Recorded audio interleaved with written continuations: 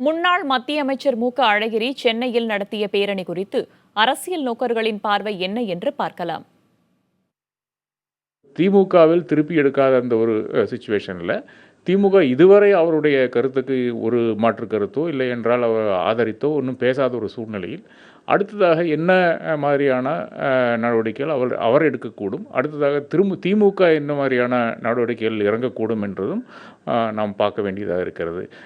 குறிப்பாக அடுத்து வரக்கூடிய திருப்பரங்குன்றம் இடைத்தேர்தல், அதே போல் திருவாரூர் இடைத்தேர்தலில் அழகிரி என்ன நிலைப்பாடு இருக்கிறார், திமுக கழகத்தை தோற்கடிக்க வேண்டும் என்ற ஒரு